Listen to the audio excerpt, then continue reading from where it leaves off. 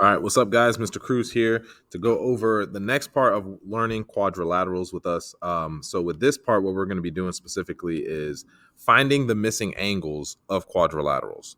So, if you remember from our notes last time, that a quadrilateral, all the angles inside of a quadrilateral are always going to equal up to 360 degrees. So, we had mentioned that last time.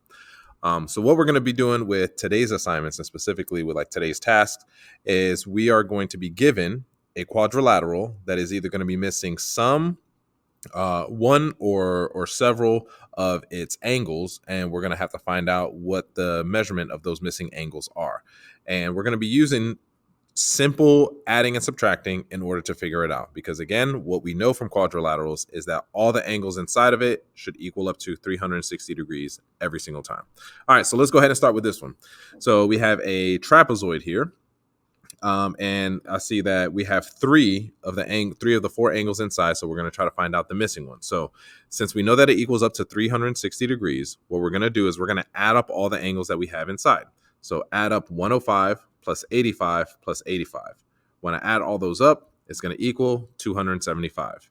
Now with that, to find the missing angle, all I'm going to do is subtract 275 from 360. So in my calculator, I will put 360 minus 275, and then I will end up getting 85 again.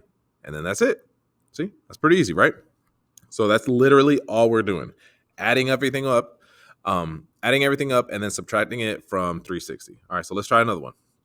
So here, doing the same thing. So I'm going to add 150, right? 150, 105, and 65. And then when I do that, I end up with 320. So then subtract that from 360. So 360 minus 320, that's going to give me 40. So then that means the missing angle up here is going to be 40. It's 40 degrees. All right, another one. So we have 60, 80, and 130. So let's add all of those up.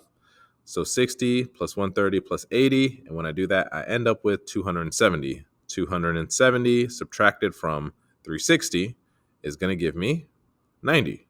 So that means X over here is 90. And you can kind of, as you're doing this, you can check yourself before you wreck yourself, right? Because you can take what you figured out here and add it to here to see if it actually works. So if I did, let's see if I can get this with my finger here, 90. Oh my gosh, that looks terrible. Right there. Gosh, I hate this trackpad. So if I did 90 plus 60 plus 130 plus 80, would I get 360, right? That's the whole idea here. We can cross this part out right here. And if I do get 360, that means that I did everything correctly. All right, let's do another one. 82 plus 88 plus 115. All right, so that's what we have right there. When I add them all up together, I end up with 285. So 285, 360 minus 285, and that is going to give me 75. You see how easy this is? Like, I mean, you guys should get 100 on the IXL today. So 75, and we're good. Move on to the next one. All right.